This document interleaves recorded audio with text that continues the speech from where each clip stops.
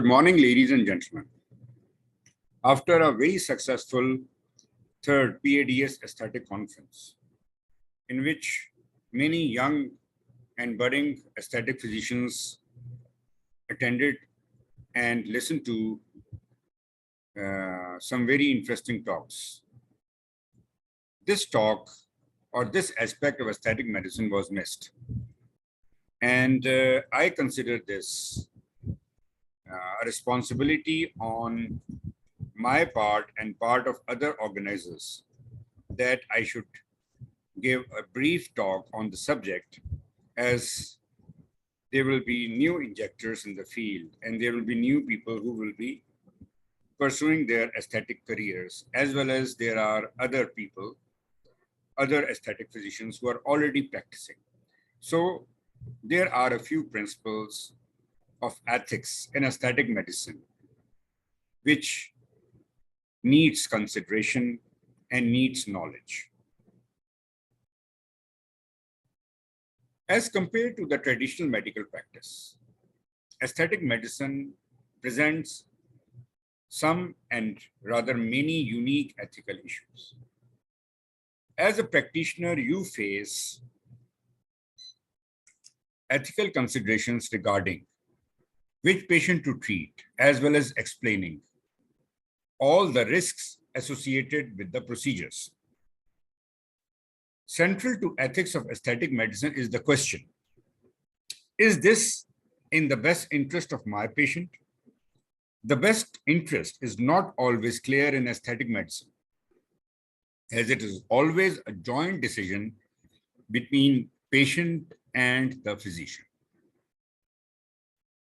So the first principle of ethics in aesthetics is the patient's autonomy in deciding about an elective procedure. Medical technology has revolutionized in the aesthetic medical industry. The aesthetic procedures are now safe, more effective, and give better results compared to those a decade ago. Combined with the cultural concern for image and appearance, these advancements have led to increased desire for aesthetic procedures. Many a time, patients come in my OPD asking about Botox or fillers, having no prior knowledge about this subject and thinking that a Botox can alleviate all of her problems. Unlike traditional clinical medicine, where practitioners are treating illnesses or injuries, aesthetic medicine is considered as elective. So there is nothing as a mandatory aesthetic procedure. It is always elective, and the patient can decide otherwise if he or she should undergo a procedure. So what is our responsibility? All patients have the right to decide whether they wish to undergo a procedure that a physician suggests. The patients need not to be forced into a procedure. To ensure that your patient is making an informed decision, provide all details of the risks, current technology, and benefits to ensure the decision is in partnership between you and your patient. So never force a patient for a procedure, rather discuss it with the patient with all its pros and cons and reach to a joint decision.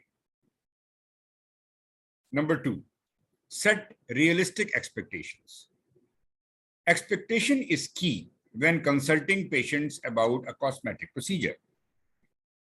In most medically necessary procedure, patient expects some skin perfections or suboptimal results. But in elective cosmetic procedure, patient expect to look improved, rather perfect, and anything less than perfect is a disappointment. Hence, it is always mandatory to keep the realistic goals in front of the patient and promise for less, even if you think you can give better results. Third is a very important point. That is the power and responsibility and the responsibility to say no to the patient. Some patients are not ideal candidates for cosmetic procedures. One example is those patients who are suffering from body dysmorphic disorders, which is characterized by the preoccupation with a non-existent cosmetic defect and repeated attempts to get it surgically corrected. And even you cannot see that cosmetic defect. So performing a procedure on a patient with body dysmorphic disorder or other psychiatric disorders that dwell on imperfections will ultimately lead to dissatisfied patient and will bring bad name to your practice. So it is also, you should also learn to say no to the procedures which you lack proficiency. We will discuss this later as well. Best interest for the patient. Psychiatric disorders aside, there are few patients for whom aesthetic procedures may not be in their best interest. This would be expected in patients with comorbidities, such as those suffering from diabetes, hypertension, coagulation disorders, autoimmune diseases, individuals who are having unrealistic expectations, and those going through life crisis and think that their crisis would be over if they start looking better. As an aesthetic medical provider, it is important to consider these potential obstacles when consulting with the patient about undergoing a cosmetic procedure.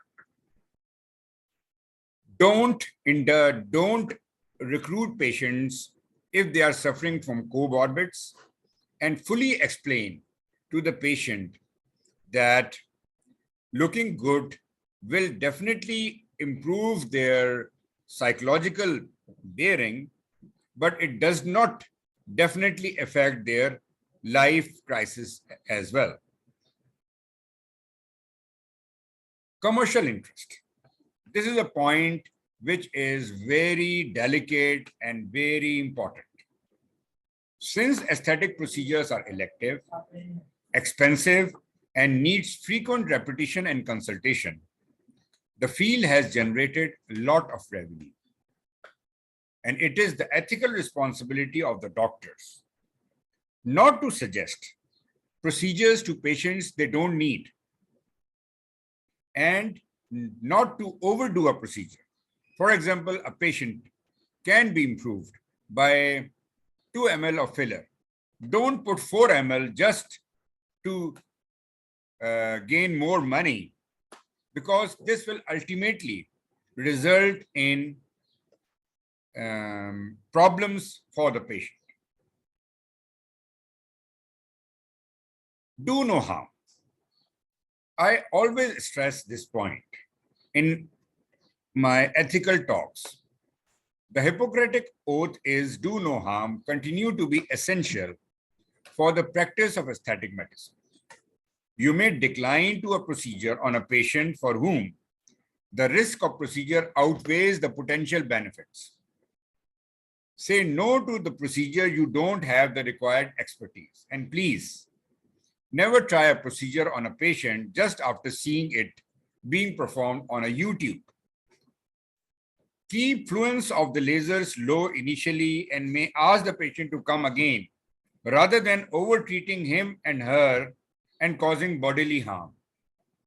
And lastly, be compassionate to and own the harms you have created to the patient, and try to treat it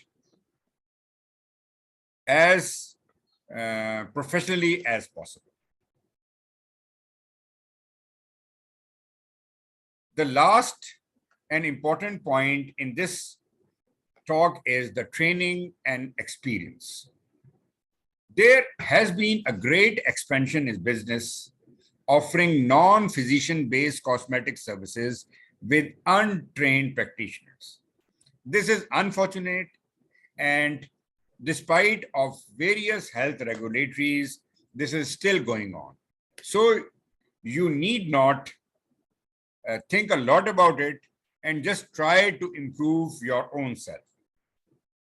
The aesthetic medical practitioners should position themselves as experts of these procedures with highest likelihood of optimal results for the patients.